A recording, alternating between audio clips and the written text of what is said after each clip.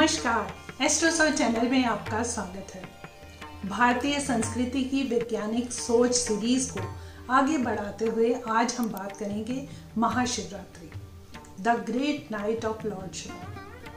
हर चंद्र मास का 14वां दिन या अमावस्या से एक दिन पहले का दिन हमेशा शिवरात्रि कहा जाता है और एक कैलेंडर मास में आने वाली सभी शिवरात्रियों में फरवरी और मार्च में आने वाली महाशिवरात्रि का विशेष महत्व है। महाशिवरात्रि को समझने से पहले हमें समझना होगा कि शिव क्या है, जो नहीं है। बिल्कुल आसान शब्दों में मैं बात करूं तो जो नहीं है वो शिव है, क्योंकि जो है वो तो सृजन है, वो अस्तित्व है। उसको मैं देख सकती हूँ, उसको आप देख सकते हैं, परंतु जहाँ हमारी आम नजरें पहुंच नहीं सकती, जहाँ पर अध्यात्म शुरू होता है, जो ना आदि है ना अंत है, वही शिव है।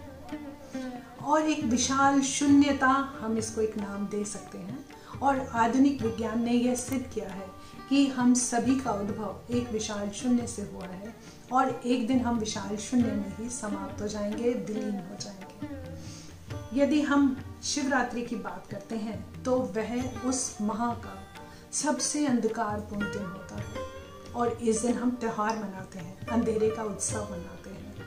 तो यह एक प्रकार से उस अवसर का त्योहार है जिसमें एक व्यक्ति अपनी सीमितता का, मतलब जहां हमारी एक बाउंड्री फिक्स होती है, हम उसका विसर्जन करते हैं और सृजन के उस असीम स्रोत से हम जुड़ा हुआ अनुभव करते हैं।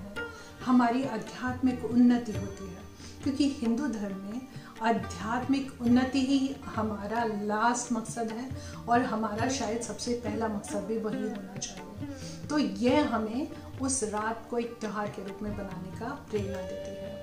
यदि हम विज्ञान की नज़रों से बात करें तो शिवरात्रि का दिन एक ऐसा दिन है जिसमें हम अपनी सफलता के लिए, अपनी समृद्धि के लिए, अपने बेटरमेंट के लिए हम प्रकृति की शक्तियों का इस्तेमाल करते हैं, क्योंकि उस दिन एनर्जी का फ्लो इतने पॉजिटिव मोड में होता है कि हम उससे अपनी अंदर जो एनर्जी हम सब में है, बीज रूप में हर व्यक्ति में, कुदरत में वो एनर्जी है, कम या ज़्यादा वो एक अलग विषय है, पर हाँ हम सब में एनर्जी है और हम उस एनर्जी को बहुत बेहतर बना सकते हैं। इस शिवरात्रि के दिन का एनर्जी को, उसकी पॉजिटिविटी को हम फायदे में रहकर। कैसे कि उस दिन शिवरात्रि के दिन एनर्जी का फ्लो ऊपर की ओर होता है, यानी कि इक्विनॉक्स, यानी कि इस ग्रह का सेंट्रल फ्यूगल फोर्स कुछ इस तरह से काम करता है, कुछ डिफरेंट, कि उसकी बल की दिशा ऊपर की ओर होती है। यानी कि हमारे शरीर में जो मौजूद एनर्जी है वो नेचुरल फ्लो में ऊपर की ओर बढ़ रही है। यही एक कारण था कि यौगिक नियमों में आज की रात सोने की मनाही थी, कि आप सीधा बैठें, अपनी बैकबोन को, रीढ़ की हड्डी को स्ट्रेट रखें, कि आपके शरीर में जो एनर्जी मौजूद है वो अपनी ऊपर की ओर चलनी शुरू हो। अगर मैं आसान शब्दों में आपको समझाऊं तो प्रकृति उस दिन आपको अपने आध्यात्मिक शिखर की ओर ढकेल रही है।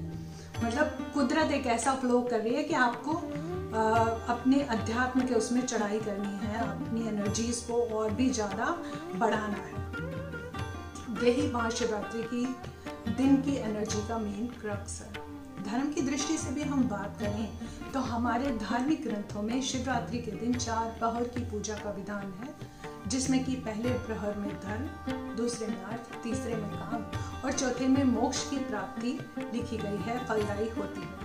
यानी कि हर तरह से उन्होंने हमें आसान शब्दों में समझाया कि आज के दिन की एनर्जी बहुत अच्छी है, हमें उसका मैक्सिमम लाभ उठाना चाहिए, अपने आप को अध्यात्म की और अधिक अग्रसर करने के लिए, एनर्जीज को और ज़्यादा रिफाइन करने के लिए आज के दिन का इस्तेमाल हम कर सकते हैं। प्राचीन ग्रंथों में शिव के लिए कहा गया है कि शिव ही आरंभ है और शिव ही अंत है। इसीलिए यह रात अपने मन में बैठे शिव से मिलन की रात है। मैंने आसान शब्दों में ये समझाने की कोशिश की है। उम्मीद करती हूँ कि आपको ये जानकारी पसंद आए और आपके काम आए। नमस्कार।